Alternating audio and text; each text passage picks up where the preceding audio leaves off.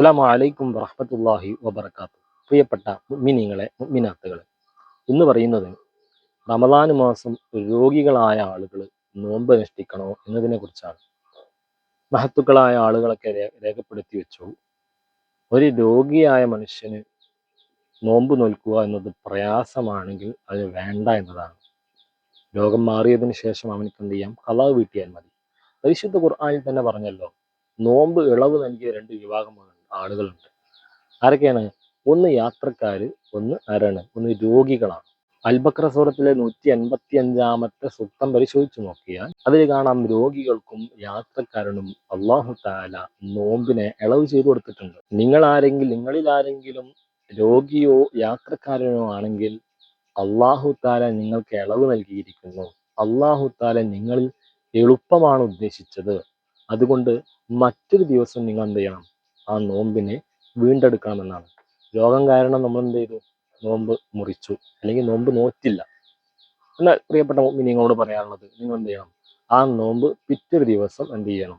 അത് മടക്കിയെടുക്കണം എന്നതാണ്. ഖളാ വീട്ടണം. അല്ലാഹു സുബ്ഹാനഹു വ തആല നിങ്ങൾക്ക് ഇളവ് നൽകി എന്ന് പറഞ്ഞാൽ, മുഅ്മിനീങ്ങളായ ആളുകൾ നാം മനസ്സിലാക്കേണ്ടത്, രോഗി എന്ന് പറഞ്ഞാൽ എങ്ങനത്തെ രോഗമാണ്? നമ്മുടെ ശരീരത്തിന് താങ്ങാൻ കഴിയാത്ത രീതിയിലുള്ള രോഗമാണ്. നമുക്ക് ശാരീരികമായി നോമ്പെടുക്കാൻ കഴിയില്ല എന്നത് ഉറപ്പാണ്. അങ്ങനത്തെ രീതിയിലുള്ള രോഗമാണെങ്കിൽ മാത്രമേ നമുക്ക് നോമ്പ് ഒഴിവാക്കൽ അനുവദനീയമുള്ളൂ. അല്ലാത്ത ആളുകൾക്ക് നോമ്പ് ഒഴിവാക്കൽ അനുവദനീയമല്ല. ആ കാര്യം കൂടി ഞാൻ മനസ്സിലാക്കണം. മറ്റൊന്ന്, നമുക്കറിയാലോ, നിസ്കാരത്തിൽ വുളു എടുക്കാൻ ബുദ്ധിമുട്ടുള്ള ആളുകൾക്ക് തയമ്മം ചെയ്യാം എന്നുണ്ട്. അപ്പൊ യാത്രക്കാരായവർക്ക് കാല് കഴുകുന്നതിന് പകരം ഹുഫ തടവിയാൽ മതി എന്നുള്ള വിഷയങ്ങളുണ്ടല്ലോ. അതേപോലെ അല്ലാഹു തആല മുഅ്മിനീങ്ങളായ ആളുകൾക്ക്, രോഗികൾക്ക് തന്ന ഒരു ആനുകൂല്യമാണ്, ഇളവാണ് നോമ്പ് ഒഴിവാക്കാം എന്നുള്ളത്. നോമ്പ് ഒഴിവാക്കുമ്പോൾ ശ്രദ്ധിക്കണം, നമ്മുടെ ശരീരത്തിന് നോമ്പ് എടുക്കാൻ പറ്റാത്ത രീതിയിലുള്ളതാണെങ്കിൽ നാം ശ്രദ്ധിക്കണം. മറ്റൊന്ന്, നിങ്ങൾ കാണിക്കുന്ന ഡോക്ടർ നല്ല പ്രഗത്ഭനായ ഡോക്ടറാണ്, നിങ്ങൾക്ക് സമ്മതിദായകനാണ്, നിങ്ങൾക്ക് വിശ്വാസമുള്ള ഡോക്ടറാണ്, യോഗ്യനാണ്. അങ്ങനത്തെ ഒരു ഡോക്ടർ നിങ്ങളോട് പറഞ്ഞു, നിങ്ങൾ നോമ്പ് എടുത്തു കഴിഞ്ഞാൽ നിങ്ങളുടെ ശരീരത്തിന് നഷ്ടം സംഭവിക്കും, അല്ലെങ്കിൽ ഹാനികരം സംഭവിക്കും എന്ന് പറയുകയാണെങ്കിൽ ഉറപ്പായും അവിടെ നോമ്പ് എടുക്കരുത് എന്നതാണ്. അത് ഒഴിവാക്കണമെന്നാണ് നമ്മുടെ ഇസ്ലാം കൽപ്പിക്കുന്നത്. മറ്റൊരു കാര്യം ശ്രദ്ധിക്കേണ്ടത്, നമ്മൾ വലിയ രോഗമുള്ള ആളാണ്, എന്നിട്ട് അത് സഹിച്ചുകൊണ്ട് അള്ളാഹുവിന് വേണ്ടി നാം നോമ്പ് എടുത്തു കഴിഞ്ഞാൽ അതിന് പ്രതിഫലം കിട്ടില്ല എന്ന് എവിടെയുമില്ല. അതിന് ഉറപ്പായും പ്രതിഫലം കിട്ടും. കാരണം നമ്മൾ സ്വാഭാവികതയിൽ നിന്നും എന്ന് പറഞ്ഞാൽ നമ്മൾ രോഗമായി കൊണ്ടാണ് നമ്മൾ നോമ്പെടുക്കുന്നത്. അതിന് പ്രത്യേകം കൂലിയുമുണ്ട്. നമ്മൾ വളരെയധികം കഷ്ടപ്പെട്ട് നമ്മൾ നോമ്പെടുക്കുമ്പോൾ അതിന് പ്രത്യേകം അല്ലാഹു തആല പരിഗണിക്കും.